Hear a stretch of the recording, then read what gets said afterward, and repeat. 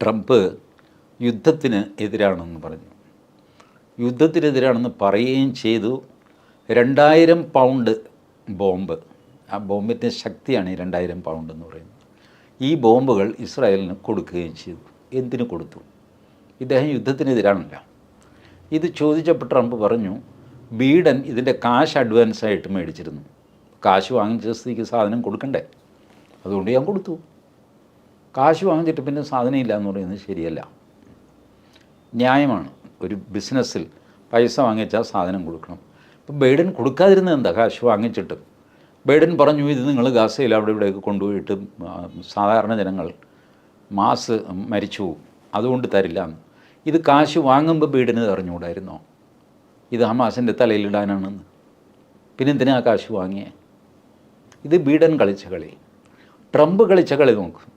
യുദ്ധത്തിനെതിരാണെങ്കിൽ ട്രംപിനൊരു കാര്യം ചെയ്യാം, ഞങ്ങൾ കാശ് വാങ്ങിച്ചു, ശരി, ആ കാശ് തിരിച്ചു പിടിച്ചേ, ബോംബ് തനിക്ക് തരുന്നില്ല, അങ്ങനെയും ചെയ്യാമല്ലോ. ബിസിനസ്സിൽ ഓണസ്റ്റ് ആയിരിക്കണം, അത്രയല്ലേ ഉള്ളൂ.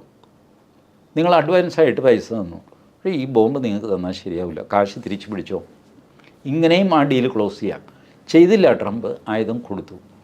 കൊടുത്ത സ്ഥിതിക്ക് അദ്ദേഹം ഇസ്രായേലിൻ്റെ കൂടെയാണെന്നുള്ളത് ഉറപ്പാണ്. അത് കഴിഞ്ഞ് ഒരാഴ്ച തികഞ്ഞില്ല, $1.2 ബില്യൺ സൈനിക സഹായം ഇസ്രായേലിന് പ്രഖ്യാപിച്ചു. $1.2 ബില്യൺ. അത് ചോദിച്ചപ്പോൾ ട്രംപ് പറയുന്നത്, അല്ല, അത് ഓരോ വർഷവും ഞങ്ങൾ കൊടുക്കാറുള്ളതാണ്. ഈ യുദ്ധത്തിനെതിരായ ആൾ ഇസ്രായേലിന് വാരിക്കോരി കൊടുക്കുന്നത് എന്തിനാ? ഈ $1.2 ബില്യൺ 1000 പൗണ്ട്സ് ബോംബുണ്ട്. മറ്റേത് 2000 ഇത് 1000 ഉള്ളൂ.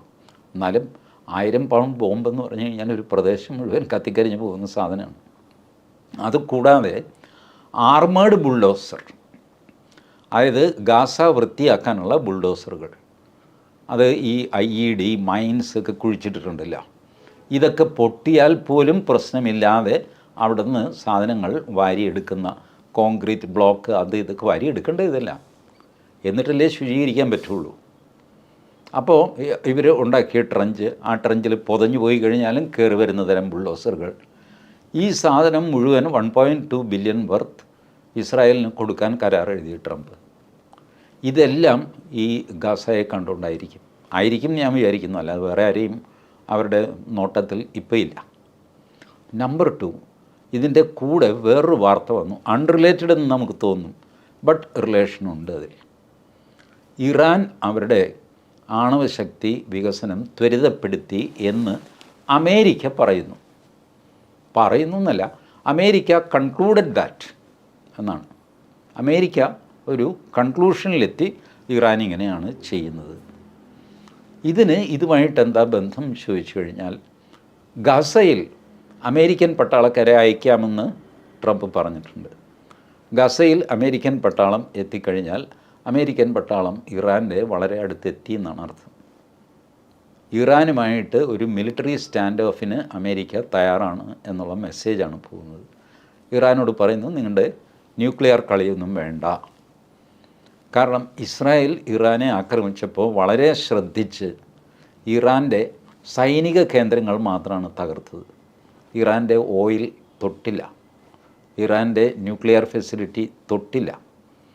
അതിൽ ഒരു കല്ല് പോലും തെറിക്കാതെ ഇവരുടെ മിലിറ്ററി ബേസസ് മാത്രം ഇസ്രായേൽ തകർത്തു, ബാക്കി അങ്ങനെ നിർത്തി. വിത്ത് ആൻ അണ്ടർസ്റ്റാൻഡിങ് ദാറ്റ് നിങ്ങളിത് ഫർദർ ഡെവലപ്പ് ചെയ്യില്ല. ഓയിലിനെ ആരും അങ്ങോട്ടും ഇങ്ങോട്ടും തൊടില്ല, ഓയിലിന് തീ പിടിപ്പിക്കുന്ന ഏർപ്പാട് ആരും ചെയ്യില്ല, ന്യൂക്ലിയർ ഇൻസ്റ്റലേഷൻസ് തൊടുകില്ല. ഇതാണ് അലിഖിതമായൊരു നിയമം. ആ നിയമം Iran തെറ്റിക്കുന്നു.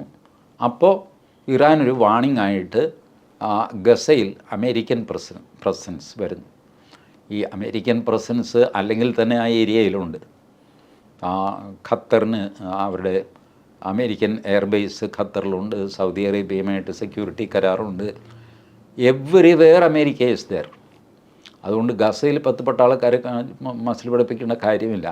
But still he is sending a strong signal that don't do this, I am going to enter into Gaza.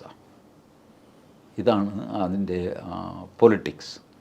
അപ്പോൾ എനിക്ക് തോന്നുന്നത് ഇറാൻ മെല്ലെ പിൻവാങ്ങാനാണ് സാധ്യത അവരുടെ പ്ലാനിൽ നിന്ന്. ഇറാന് ഇപ്പോൾ ഇതൊന്നും ചെയ്യാനുള്ള ശേഷിയില്ല. ഇറാൻ വലിയൊരു രാജ്യമാണ്, ബട്ട് അവർക്ക് അവരുടെ ജനതയെ വിശ്വാസമില്ല. വായിച്ചതിനൊരു കാര്യം അറിയാമോ? PW റിസർച്ച് എന്ന് പറഞ്ഞ്, പ്യൂ റിസർച്ച് എന്ന് പറഞ്ഞാൽ ഇടയ്ക്കിടയ്ക്ക് അവർ പേപ്പേഴ്സൊക്കെ ഇറക്കും. അതിൽ അവർ കണ്ടെത്തിയിരിക്കുന്നത് 50% ഇറാനിയൻസിന് ഇസ്ലാമിൽ വിശ്വാസമില്ല. 75% പള്ളികളിലും വെള്ളിയാഴ്ച നിസ്കാരത്തിന് ആളില്ല. ഇതാണ് ഇറാൻ്റെ സ്ഥിതി. ബട്ട് ഇത് പുറത്താരും പറയുന്നില്ല. ബട്ട് ആക്ച്വലി അങ്ങനെയാണ് ഇറാൻ നിൽക്കുന്നത്. അതിൻ്റെ ധൈര്യത്തിലാണ് നെതന്യാഹു ഇറാൻ ജനതയോട് പറഞ്ഞത്, നിങ്ങൾ വിഷമിക്കേണ്ട, ഞാൻ നിങ്ങളുടെ കൂടെയുണ്ട്, നിങ്ങളുടെ അവിടെ ഒരു ഭരണമാറ്റം താമസിയാതെ ഉണ്ടാകും. അത് ഉണ്ടാവുകയും ചെയ്യും. ഇപ്പോൾ ഇരിക്കുന്ന പെഷസ്ക്യാൻ കസേരയിൽ ഇരിക്കാം എന്ന് വിചാരിക്കേണ്ട, അധികം താമസിയാതെ അയാളെ മാറ്റും. അതിന് മറ്റ് അറബ് രാജ്യങ്ങൾ കൂട്ടുനിൽക്കും. ഇപ്പോൾ സൗദി അറേബ്യ പറഞ്ഞു അങ്ങനെ ഗസയിൽ നിന്ന് ജനങ്ങളെ ഒഴിപ്പിക്കാനൊന്നും പറ്റില്ല എന്ന്. സൗദി അറേബ്യ ഒരു അഭയാർത്ഥി എടുക്കാൻ തയ്യാറുണ്ടോ?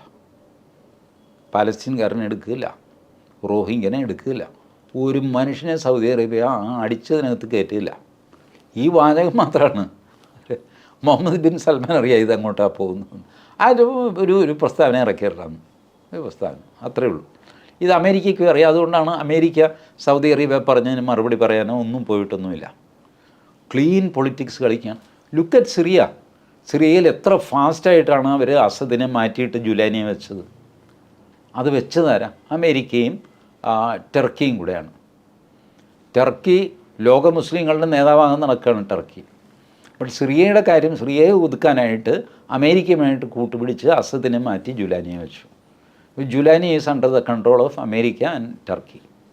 ഇതാണ് ടർക്കി കളിക്കുന്ന കളി. ഫൈനലി നോക്കിക്കോ, Trump he may become successful in transferring the population to Egypt and Jordan.